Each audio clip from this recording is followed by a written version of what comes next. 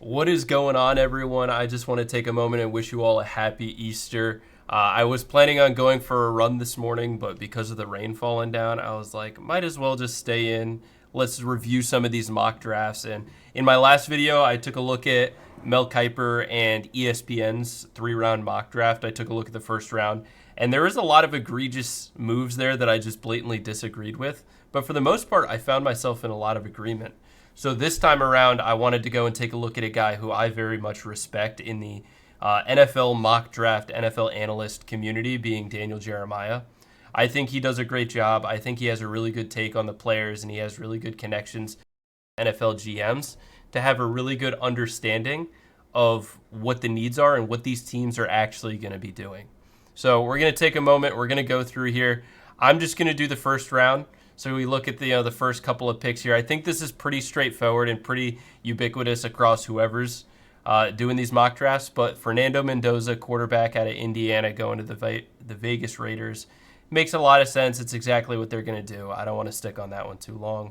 Arvell Reese, once again, I think they take a swing on the upside, and I think it makes a lot of sense. They could take a look at other edge rushers if they didn't like what they saw from Reese in the pro day. Maui Goa, offensive tackle out of Miami. I think this is a safe pick. I think it fills a huge need for this team. I could also see them taking a risk, taking a flyer on a player like Jeremiah Love, or even going for one of the edge rushers if there's a guy that they like David Bailey or Ruben Bain if they're sitting here. But I think that's a little bit of a reach. Maui Goa is the safe pick, and I think it makes sense.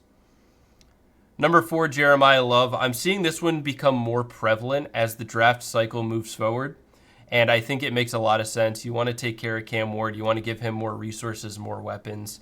That being said, he was pressured so much last year as a rookie that one could also say that getting Jeremiah Love in this situation would not help him in his own development either, right? Getting a running back who has no line to block for him. What is that running back really going to be able to do? But at the end of the day, I think Jeremiah Love is too talented of a player to pass up at this spot, especially given the trajectory of that franchise. I love the pick. Then we move down into the 5s. Sonny Styles. So he's pretty on par with what I mocked the other day, which if you haven't seen my mock draft, it's posted on my YouTube channel. Please, by all means, go take a peek at that.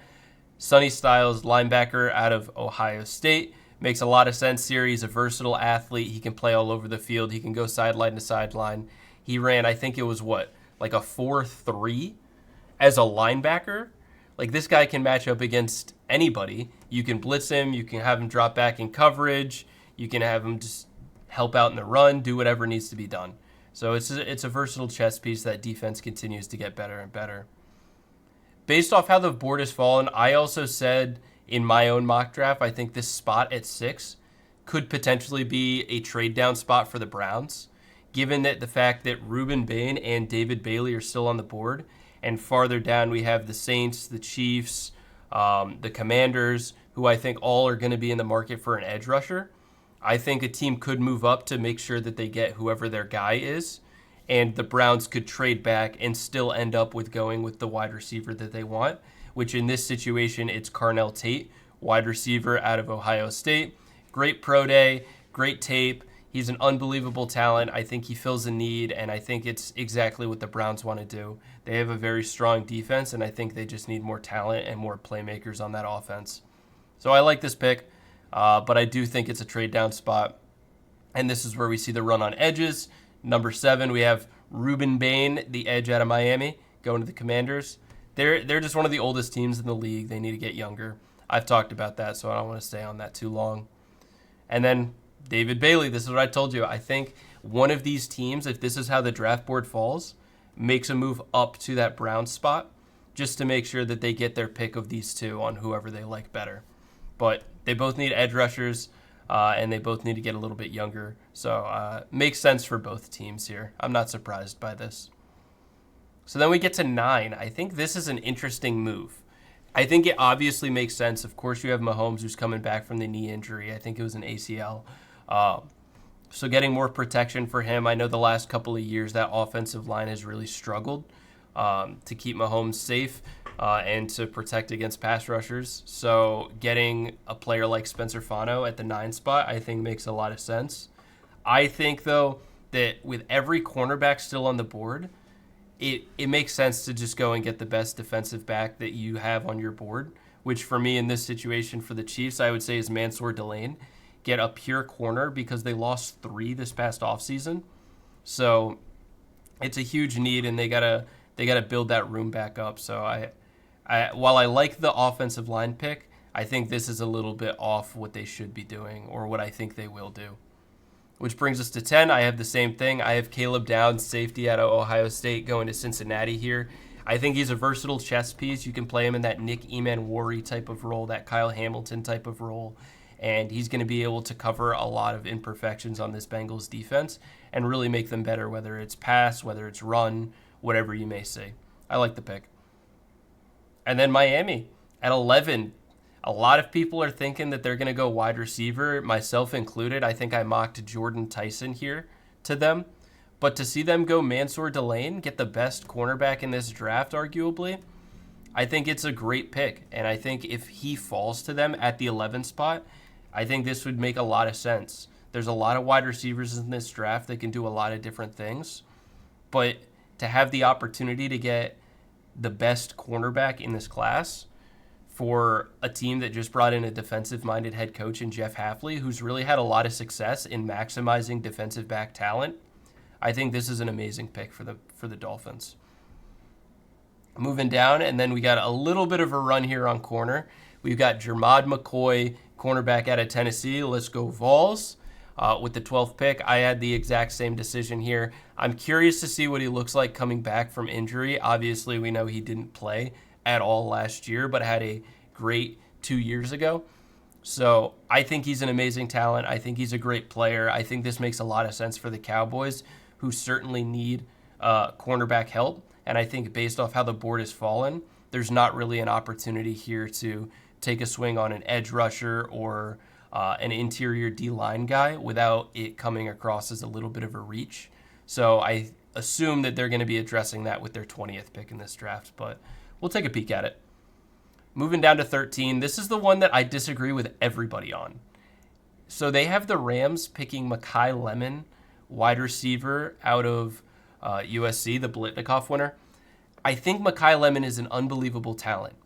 However, I think based off of the players that the Rams already have in-house, the skill sets that they already have, I just think that what Mekhi Lemon does is redundant to the talent they already have on that roster.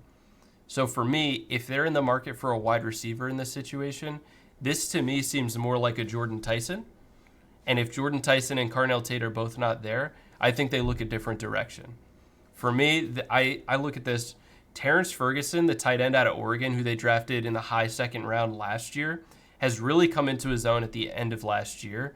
And he plays that big slot wide receiver role. He plays an inline tight end role in 12 personnel. And I think he's going to be a much better blocker in the run game for Kyron Williams and Blake Corum than what Mekhi Lemon would do. And then on top of that, as a pass catcher, while he may not be the same pass catcher that Lemon is, I think he is developing really well there. And I think it would hurt both Lemon and Ferguson's development to have both of them in this same role playing the same type of thing in this offense. So for me, I think that they probably go a different direction. I'm looking at offensive line. You have a quarterback with a lingering spinal thing that could take him out at any moment, right? And you still have to eventually figure out what your long-term option is going to be at quarterback. Matt Stafford's not getting any younger. So I think offensive line would just be a safe pick here, and I think there's a lot of great options on the board that you can go with. That being said, there is some defensive talent here, but for the most part, I think this is an offensive line move right here. 14 with the Ravens, going Jordan Tyson. I like this pick. I think it makes a lot of sense. I also think that if the Ravens are in a market for a wide receiver, I would say that they also shouldn't go with Mekhi Lemon. I think Kenyon Sadiq gives that offense way more variety than what Mekhi Lemon can give them. So for that reason as well, I also think Mekhi Lemon slides in this draft. And when we look back at the scouting combine on top of all of this, there's a lot of reports that came out with Mekhi Lemon that he did not do well in his interviews. And I don't think GMs forget that type of thing. So 14 here, if Jordan Tyson is there as another boundary guy to play alongside Zay Flowers, I think this is an amazing pick. He's a little bit injury prone, but with the Ravens really needing to figure out a premier player at wide receiver, they've had a lot of difficulty doing that. They've kind of become this de facto retirement home for old, aging wide receivers. So they need to get younger there and more talented there, and I like the pick. 15, Tampa Bay going Akeem Mesidor. I like the pick. They're in a win-now mode, so getting a little bit older, more NFL-ready edge rusher in Mesidor I think makes a lot of sense. I think his production that he had is going to transfer. I think he has a lower ceiling than some of the other prospects in this draft, but you can never have enough edge rushers, and it's certainly a need for them. However, I think their biggest glaring need is off-ball linebacker, and I look at someone like C.J. Allen, the linebacker out of Georgia, as a really good fit for them, especially given the fact that Levante David just retired. So for that reason, I could see Tampa Bay also in a trade-down situation here, and I could see an opportunity where a team comes up to go and get some of these offensive linemen that are probably going to start to run. I look at Monroe Freeling. I look at Caden Proctor. I look at who's that interior offensive lineman out of Penn State. I think there's a lot of guys on that O-line right now and a lot of offensive line needy teams. So I could see a team moving up here and swapping with Tampa Bay. But it makes sense. It's a good pick. I don't knock it too much.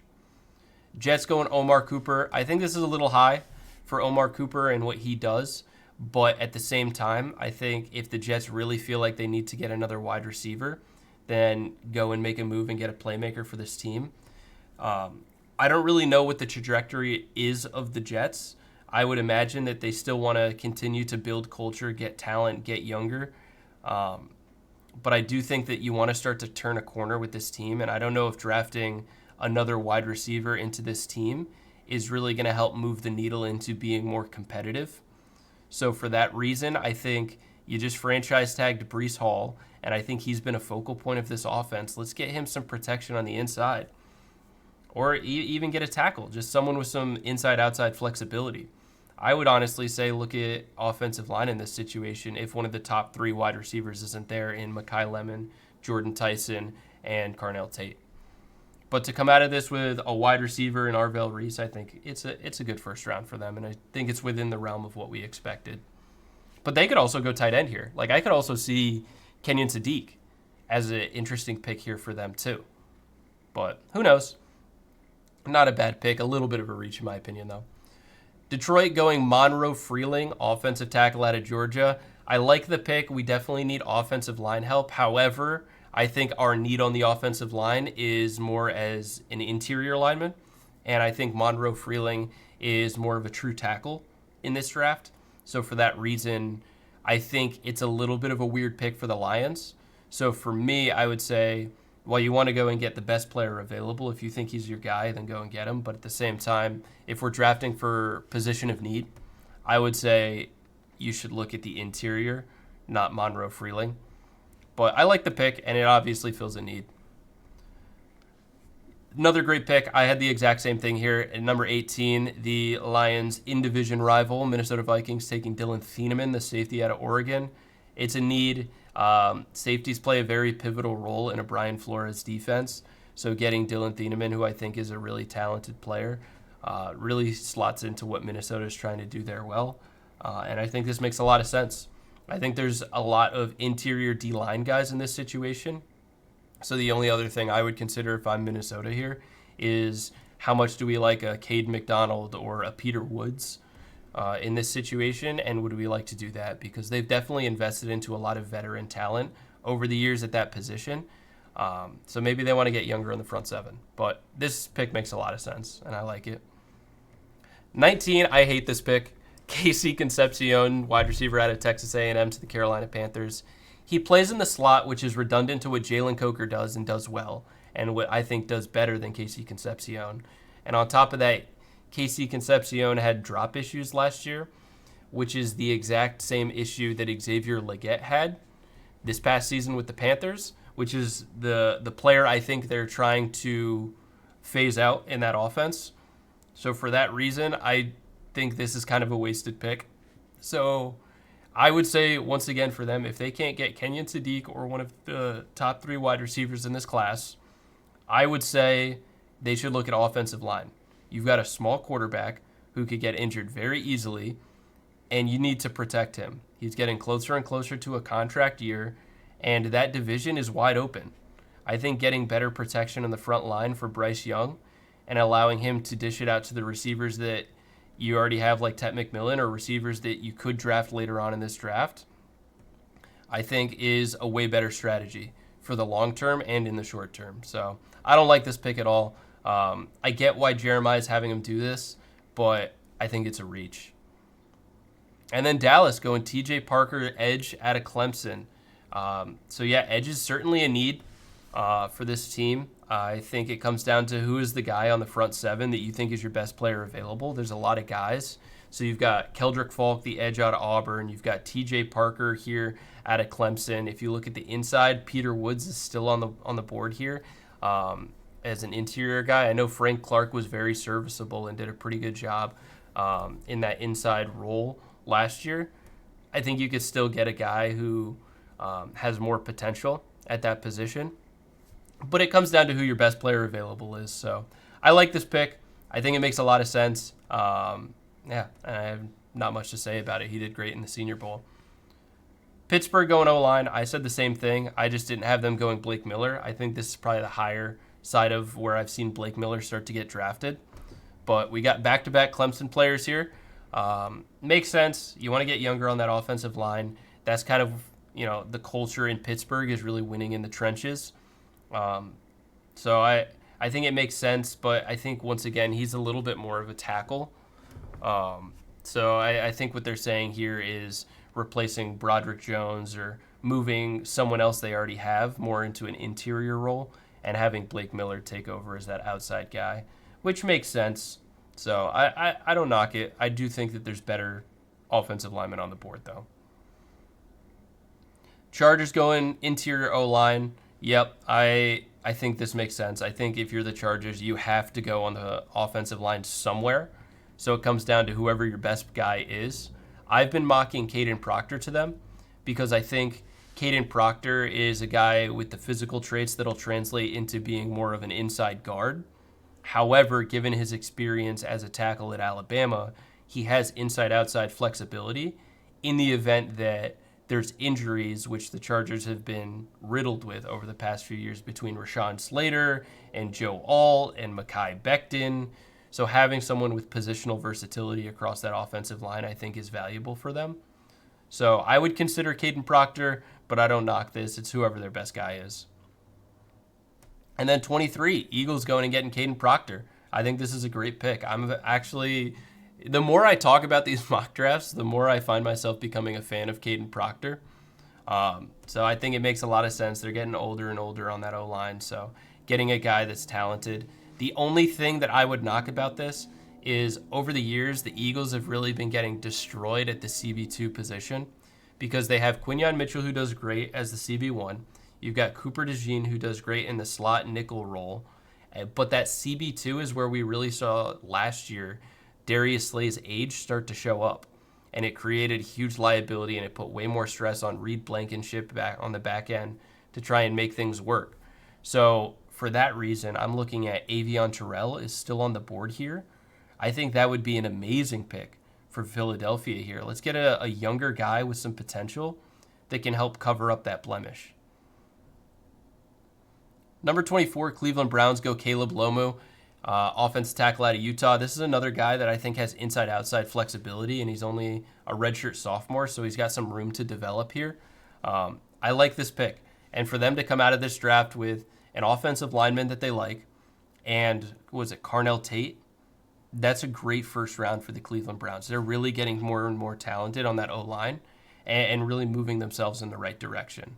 So this is a great pick, and I don't want to yap too much about it. I had a similar mock in my own draft, so I think Jeremiah and I are in agreement.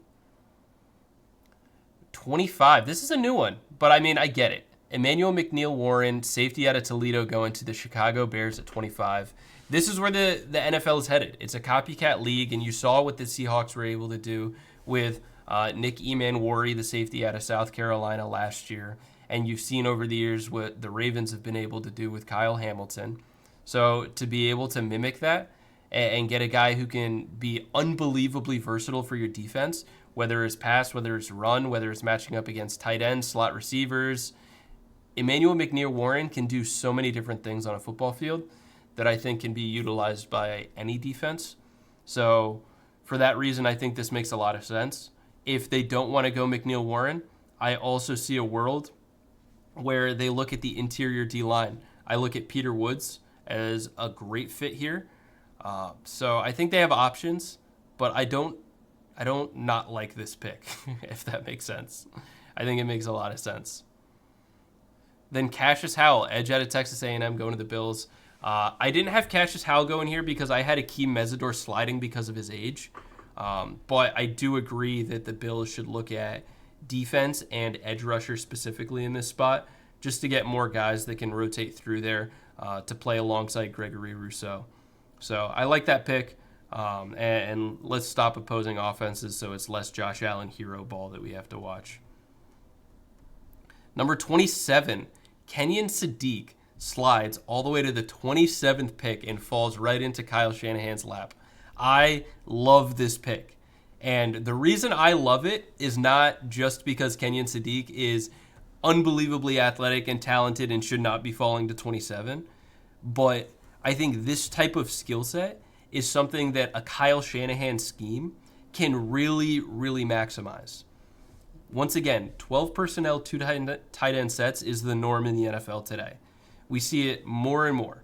So having a guy who can not only play as that second inline tight end, but can line up as a big slot receiver, as another weapon for whoever's throwing the ball, in this situation is Brock Purdy, I think creates so much versatility and so many different things that you can do with your offense as a result. In my own mock draft, I had Kenyon Sadiq going much higher in the draft. So for that reason, I actually said Eli Stowers was going to go to the 49ers at 27 here for that exact same reason. And you look at it, even if you're like, oh, well, they already have tight end talent.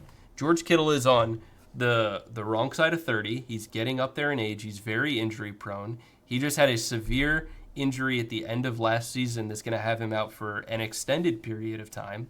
I know they just re-signed to Jake Tonjes, but I think whether it's Stowers or whether it's Sadiq, both of these guys are light years more athletic and more talented than any other tight end that they have on that roster. On top of being able to play in a variety of different positions as a slot underneath wide receiver, in line, as a blocker, they bring so much to an offense. So I love this pick, and I think Kyle Shanahan would relish in this opportunity to have Kenyon Sadiq in this offense. Love this pick for Houston too. Chase Basantis, the interior O-lineman, the guard out of Texas A&M. I do think that they need to prioritize the offensive line, and I like how they're prioritizing the inside in this situation. Houston traded away a lot of their guys, so to go in, get younger, and get more talented there, I think makes a lot of sense. 29, Kansas City Chiefs. They're going and getting their cornerback. They take Colton Hood, cornerback out of Tennessee. Let's go Vols. Getting 2 cornerbacks in the first round for Tennessee is an amazing sight to see. I think Colton Hood brings a lot to an offense. He's younger. He's a redshirt sophomore, so he's got some room to develop. He's also a little bit bigger. He's 6 foot, like 195, I think it was. So he can really help out in the run game, in the pass game, and I think this is a great pick for a position of need for Kansas City. And for them to come out of this draft with, who is it, Spencer Fano and Colton Hood, that's a good draft. That's a good draft so far for them. So I like how it's rounded out for them. Then number 30, Keldrick Falk fell all the way to 30, which I think is a great pick. You're taking a swing on the upside here on what he could be. So for them to go all defense here, because they took Mansour Delane, the cornerback, and then Keldrick Falk in edge, I think they're really starting to create an identity with this draft of being more physical and making plays, which is something that defense has really been missing out on. However, I do think that they missed out on getting some wide receiver talent for Malik Willis, the quarterback that they obviously just signed in free agency. So with them trading away Jalen Waddle, releasing Tyreek Hill, they've got a very shaky wide receiver room. And I don't really know what type of talent can really slot in there and be potentially a developmental wide receiver one for this offense next year. So for that reason, I'm a little bit upset, but I get the vision. I get what they're going for here. 31, we have Caden McDonald, defensive tackle out of Ohio State, going to the Patriots. Vrabel would love this, obviously, Vrabel being a defensive guy. And I think how the board has fallen here, there's not really a good wide receiver option to be going right here. So I understand this. I could also see an Eli Stowers. Hunter Henry's been good, but he's getting up there in age. And Eli Stowers, you can play all over the field to provide another weapon. He can help out in the run game, in the physical ground and pound offense. I think there's an avenue there where New England, if they really like him, could also be in the market for one of those versatile athletic tight ends. But Caden McDonald, he provides a lot for that defense. So yeah, I don't knock it. Jadarian Price, wow, this is an interesting pick. He has the running back out of Notre Dame going to the Seattle Seahawks at 32. I get it because this is kind of what Seattle does. They obviously took Rashad Penny, which was seen as a very big reach in the first round a couple years ago. So to see them make a move like this, it makes sense. It kind of falls in line with what they do. However, I don't think they do it. I really don't think they do it. It's a huge need for them, but I think they take a swing on a couple different running back prospects later on in this draft. But if they really like Jadarian Price and what he can provide for that team, then I think this would be a great fit for them. So not much to say on it. It's a reach. It's a weird pick, but it makes sense for what Seattle does. I think they just go offensive line and they just play it safe.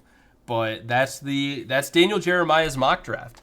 I have a lot of things that I disagree with this on, but a lot of things that I agree with on. Where did I get it wrong? Where do you think that he got it wrong? Let me know in the comments below, and don't forget to subscribe, and I'll see you in the next one. Peace.